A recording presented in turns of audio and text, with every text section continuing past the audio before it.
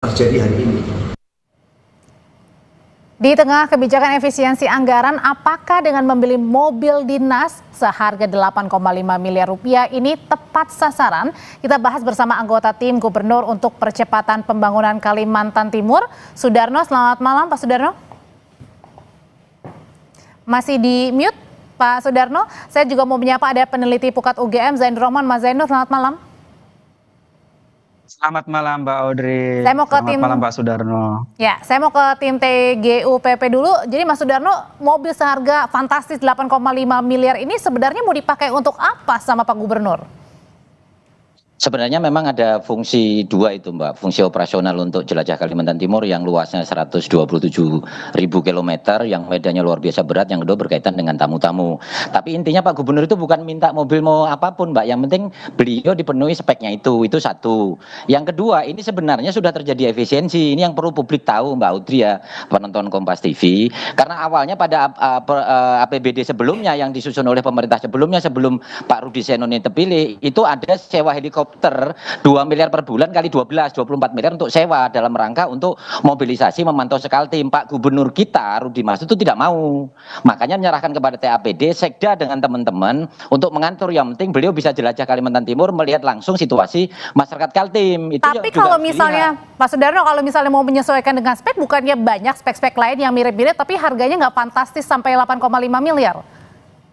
Pak Gubernur kita itu tidak mengatur tentang harga, yang penting speknya sesuai dengan Permendagri 2006 silakan. Mau dia yang penting double gardan, yang penting untuk tamu bisa, untuk mobil Sekaltim bisa. Yang pasti Mbak Audrey hari ini Pak Gubernur kita itu setahun ini sudah pakai mobilnya pribadi. Terus mengenai spek dan sebagainya silakan. Yang ngusulin akhirnya menjadi mobil seharga 8,5 M ini jadi siapa kalau Pak Gubernurnya nggak tahu? Ya itu kan ada sistem Mbak, ada sistem. Pak Gubernur saya itu nggak ngurusi sampai detail begitu, dia berbasis pada kebutuhan. Mau mobil harga 1 miliar 2 miliar, yang penting itu mobil untuk di lapangan, termasuk kemungkinan untuk tamu-tamu kan gitu ya. Ya silakan, kemudian Pak Gubernur nyerahkan kepada TAPD, Sekdaprop dan teman-teman termasuk yang ada di DPR, tolong membahas itu silakan. Oke, tapi kenapa kemudian mobilnya ini katanya kan mau dipakai untuk bawa tamu, tapi kenapa mobilnya kata menurut Pak Gubernur bilang adanya di Jakarta? Masih ada di Jakarta, kapanpun bisa ditarik ke Kalimantan Timur Mbak, itu urusan teknis saja. Yang pasti kebutuhannya itu untuk lapangan dan sebagainya. Dan publik mesti tahu bahwa ini tidak kemudian Pak Gubernur minta spek ini dan sebagainya, harga sekian, nggak ada cerita itu, cerita dusta gitu. Pak Gubernur nggak pernah minta speknya, malahan yang tadinya helikopter jadi berubah ke harga mobil yang tidak semewah helikopter. Jadi menurut Anda masuk akal nggak alasan ini Mas Zainur? Iya, kalau soal legalitas dari sisi spek, dari sisi aturan, barangkali ini mungkin bisa diperdebatkan ya. Legal sih legal, pertanyaannya apakah ini layak atau tidak, apakah ini pantas atau tidak. Saya lihat tidak ya. Kenapa demikian? Karena sebenarnya kalau dari sisi hukum administrasi gitu ya, ada tes yang bisa dilalui untuk menilai apakah sebuah kebijakan itu reasonable atau tidak. Yang pertama adalah proporsional atau tidak. Proporsional itu artinya apakah tujuan untuk menjelajah daerah-daerah yang rusak itu harus didukung oleh mobil dengan harga sekian. Apakah tidak ada alternatif lain Mbak Audrey? Saya sangat yakin ada banyak alternatif lain yang bisa dipilih. Yang kedua selain proporsionalitas adalah reasonability. Apakah beralasan ya? Apakah itu satu hal yang wajar? Apakah itu satu hal yang tidak dihindarkan, tidak bisa dihindarkan? Apakah berbasis data? Jadi ada alasan yang bisa diajukan. Dan yang ketiga adalah menurut saya adalah tes dari sisi kepentingan umum. Apakah kepentingan umum akan terlayani dengan mobil dengan harga sangat fantastis itu? Jadi menurut saya oke, ada keinginan, ada kebutuhan, ada pengujian, tetapi apakah harus mobil itu? Masih banyak alternatif lain. Kalau memang Pak Gubernur tidak menunjuk mobil itu ya sudah, sekarang bisa diproses kok dengan berbagai cara. Tadi misalnya Wamendagri mengatakan bisa ditinjau ulang, bisa diganti dengan yang lain. Kalaupun itu sudah dilakukan pengadaan, silakan untuk dipikirkan solusinya oleh Pemprov. Jadi menurut Anda ini sangat berlebihan sekali Mas Zainur? ketika Pak Gubernur, gimana Pak? Mas Jainur, begini Mas Jainur. Jadi Pak Gubernur sekali lagi tidak pada posisi mengenai spek dan sebagainya, dia berbasis pada kebutuhan. Yang kedua, Pak Gubernur juga terima kasih ada kritik dan sebagainya ini. Kita senang aja. Nah, apakah mobil ini oleh Depdagri mau kemudian kita mesti direview ulang atau dikembali? Nggak ada masalah karena itu bukan barang pribadinya Pak Gubernur kok, enggak. Sekali lagi Pak Gubernur hanya berbasis pada kepentingan. Ingat loh, setahun terakhir ini Pak Gubernur memakai mobil pribadinya. Yang kedua, kita efisiensi yang di pemerintahan sebelumnya yang APBD mereka tetapkan, itu ada sewa helikopter 2 miliar kali 12 bulan, berarti 24 miliar. Itu dinolkan sama Pak Gubernur. Gitu loh. Tapi kalau, jadi kita sudah masuk pada efisiensi. Sekali lagi Pak Gubernur berbasis pada kebutuhan, bahwa kemudian ini tidak etis dan sebagainya. Kita sudah menerima kritik itu, dan Pak Gubernur terima kasih atas kritik itu. Begitu. Pak Darno, tapi kan yang tidak bisa terelakkan juga ketika ditanya sama Gubernur beberapa waktu lalu kenapa membeli harga mobil fantastis ini, Pak Gubernur justru bilang jaga marwah. Ya itu bagian lah Mbak, untuk operasional, untuk marwah apa semua. Kan kadang-kadang orang ini kan Kaltim ini kan kemudian dibebani jadi IKN tanda kutip ya, dan itu juga potensi buat kita. Kita mesti menjamu tamu yang sekaligus kita juga harus mobil di Kalimantan Timur apa semua Pak Gubernur dengan luasan 127.000 kilo itu. Kan gitu ya.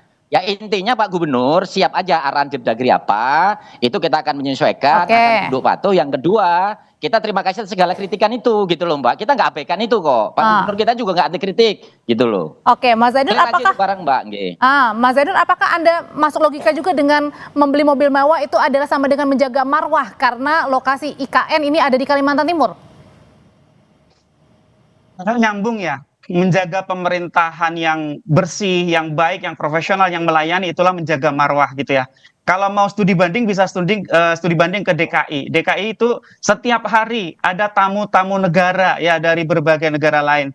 Bisa dilihat juga bagaimana spek mobil yang digunakan oleh Gubernur DKI. Oke, kalau ada kondisi alam yang lebih challenging di tempat yang sekarang kita bahas di Kalimantan Timur, ya tinggal disesuaikan. Saya pikir masih banyak alternatif lain. Bahkan kalau memang jalanannya rusak, anggaran 8,5 miliar itu lebih pantas untuk prioritas memperbaiki jalan-jalan yang rusak itu.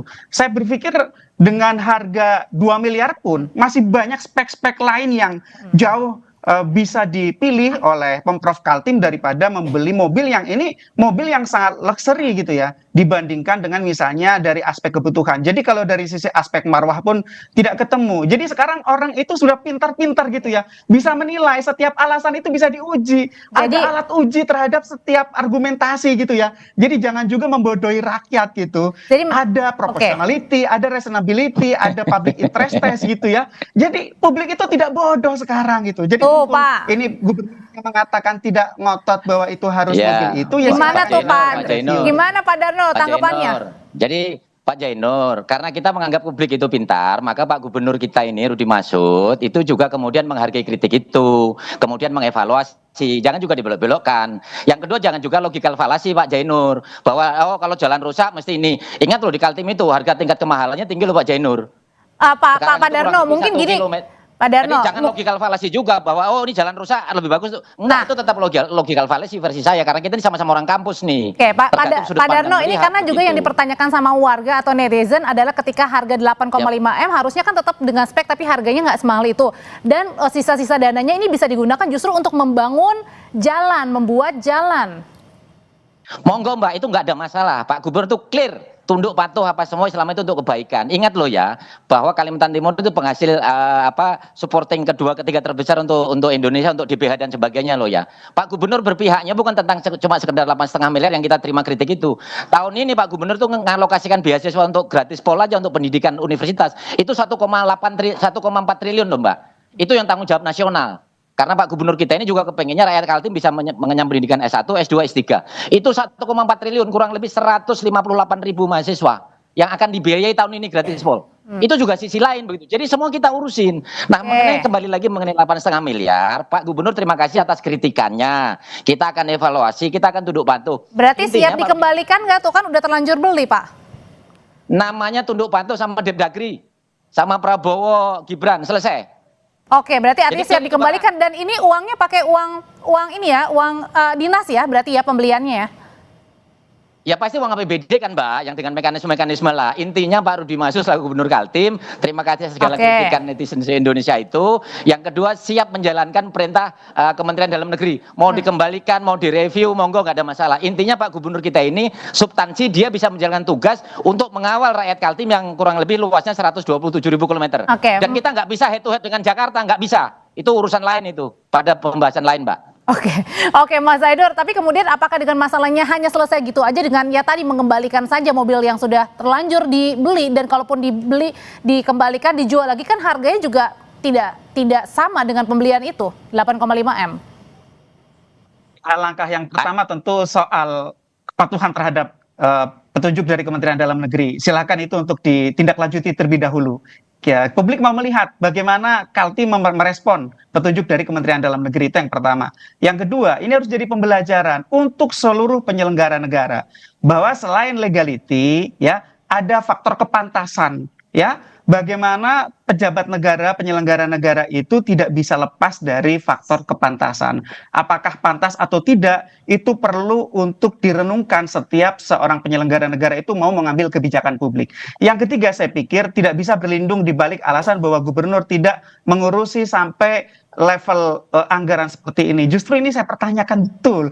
Kok bisa gubernurnya nggak tahu? Dan yang kedua, kok DPRD-nya juga diam saja melihat satu kebijakan yang menurut saya publik seluruh Indonesia mengkritik kebijakan ini gitu ya. Silakan kalau masih ada pembelaan diri silakan, tapi ini dikritik oleh seluruh rakyat di Indonesia, saya pikir gitu ya. Jadi ini betul-betul koreksi juga, nggak seluruh juga Mas Zainur ya, jangan lebay juga, enggak lah, enggak gitu loh. Apa mungkin intinya bahwa kita kemudian tidak anti kritik, enggak anti kritik Bang Jainuri ya, enggak anti kritik kita, karena kita menganggap rakyat Indonesia semua juga inilah enggak bodoh lah. Jadi Pak Darno, kalau kemudian kami ya siap Mbak Audrey.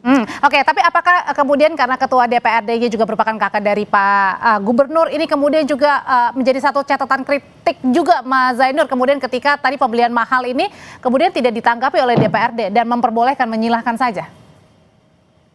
Enggak, kalau saya dulu Mbak Audrey, sebentar dulu.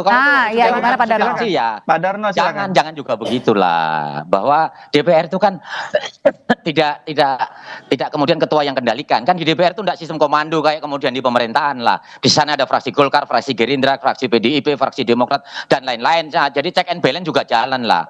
Ketua DPR itu bukan kemudian jenderalnya di DPR, enggak. Dia bersama-sama, karena saya juga pernah jadi DPRD Kalimantan Timur gitu loh. Fraksi PDIP yang selama ini juga kritis, fraksi Gerindra dan lain-lain juga kritis, kita akomodir juga. Singkat Mas Zainur. Jadi nggak ada korelasi lah, nggak ada korelasi. Nggak ada hubungan. Mas Zainur, singkat. Bagi saya sih kegagalan pengawasan ya. Fungsi pengawasan dan fungsi penganggaran di DPRD mengalami kegagalan ketika gagal untuk melihat hal yang tidak wajar dan tidak pantas seperti ini. Dan sekarang saatnya koreksi. Silakan Pemprov Kaltim lakukan koreksi beserta dengan DPRD agar ini kemudian kebijakan ini bisa diubah menjadi kebijakan yang lebih pantas, yang lebih layak, tanpa kehilangan tujuan untuk mendukung mobilitas dari kepala daerah. Silakan. Sudah kita tangkap pesannya tadi di tengah efisiensi, jangan sampai kemudian hanya menjaga marwah, membeli mobil harga fantastis, apalagi uangnya pakai uang dinas. Terima kasih kalau gitu Mas Zainur, Pak Sudarno, terima kasih, selamat malam. Terima kasih Mbak Audrey.